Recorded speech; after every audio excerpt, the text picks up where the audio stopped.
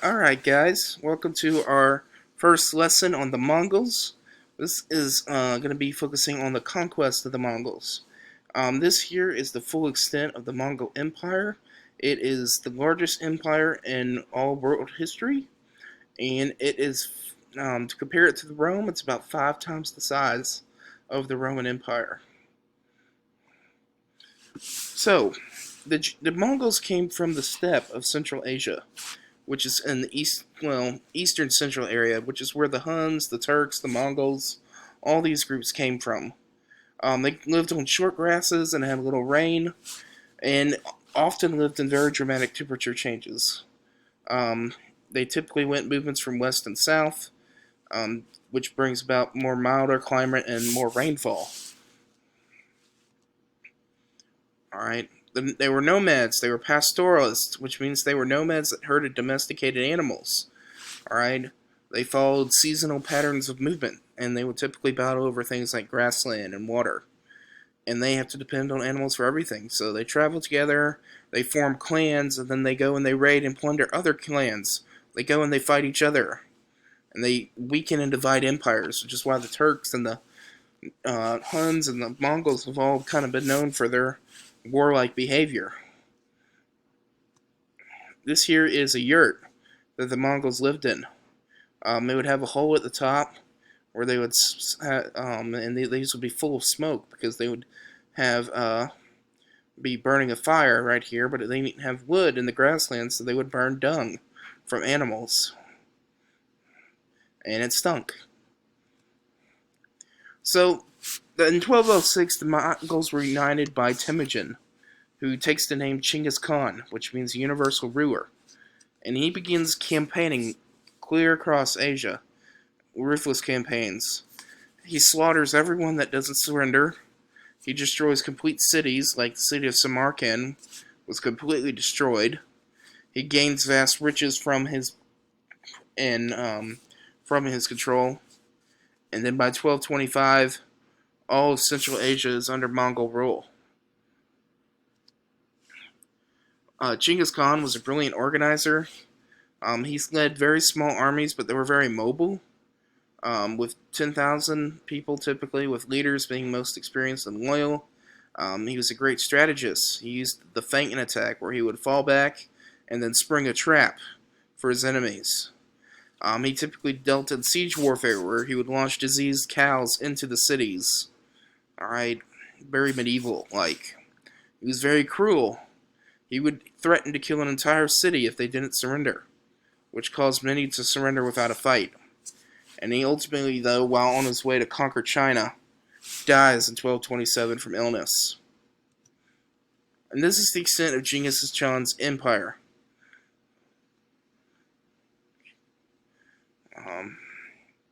Delhi Bulldog was the capital. As you can see, he conquered all of this.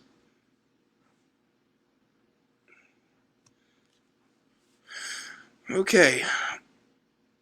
They controlled lands stretching from China to Poland, which became the largest unified land empire in history.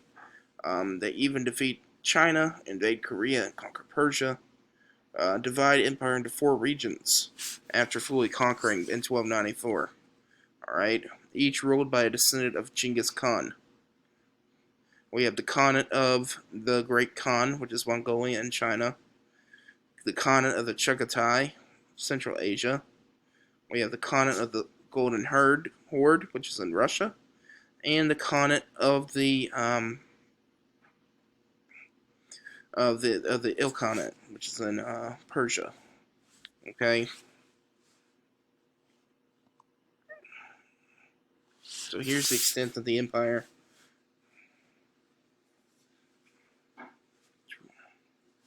It's 1206, 1219, 1223, 1227, 1237, 1259, 39, 1294.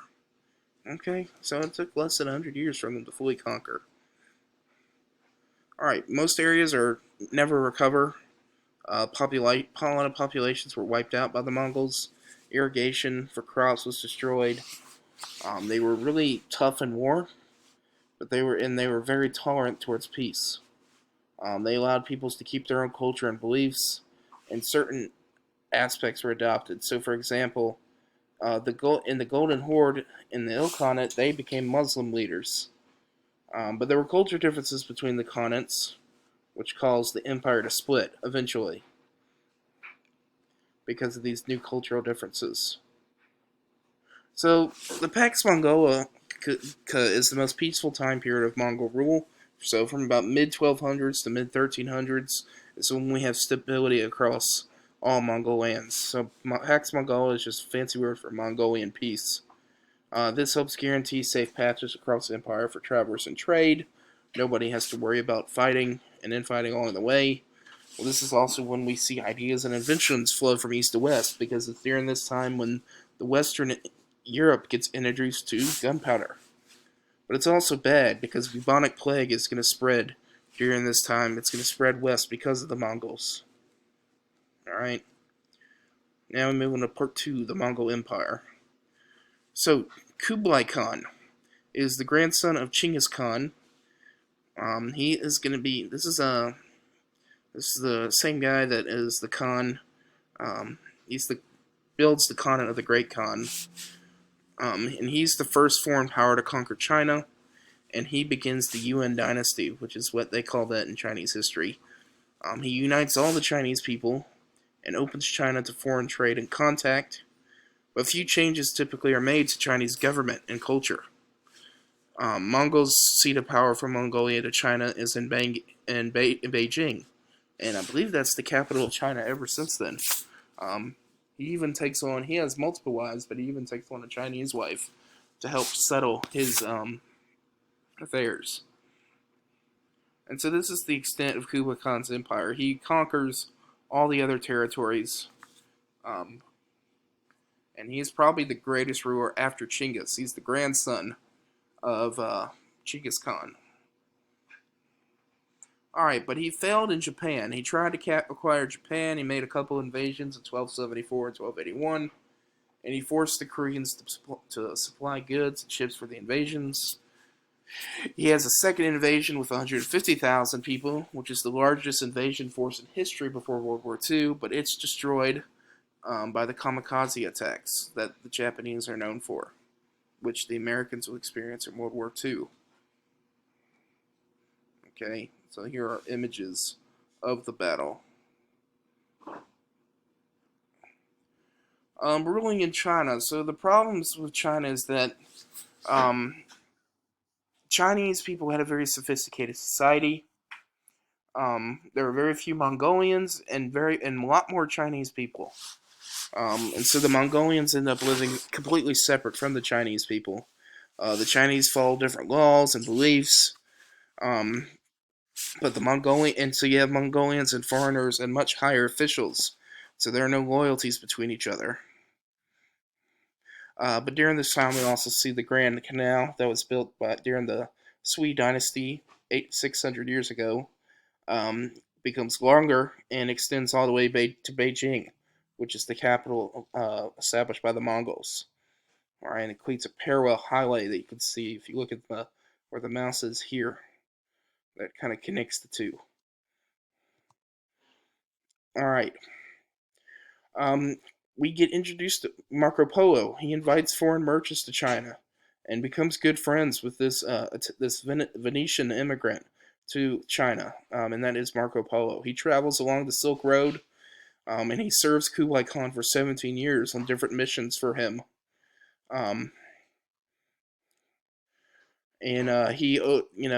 Thanks to Marco Polo, and the two were able to open trade from Asia to Europe, and where they would trade porcelain, silks, gunpowder, compass, paper money, etc., all those things. But unfortunately, Polo was taken prisoner in Genoa, and while he was in prison, he writes of his travels in Chinese culture, and he kind of becomes the first major European explorer. Okay, so here are the routes of Marco Polo. As you can see here, it's not just a water game; it's an actual dude. And then you can see where this is the route he returns. And he formed a really good relationship with Kublai Khan. Kublai Khan, they fought very highly of each other. But with Kublai Khan's reign leaves cracks in the empire, and where you lead to humiliating defeats in Southeast Asia. Because of heavy spending on wars, public works, and luxuries leads to overtaxation, and when he dies, it declines. The Yuan dynasty declines, and within 8 years, they have four different Khans. None of them have the same tenacity that Kublai Khan did. He did succeed in building a new palace called the Summer Palace, which is you can visit parts of it today. In the 1300s, there were rebellions all across China because of resentment and humiliation. You have famine, floods, disease, and corruption. In 1368, the Yuan were overthrown by the Ming Dynasty. In the 1330s, the Ilkhanate falls. In the 1370s, the Chagatai Khan disintegrates. But the Golden Horde Khan will continue for about another 100 years until the Russians finally take over with Ivan the Terrible. Alright, and so that's it for the Mongols. Don't forget, this is the largest land empire in history.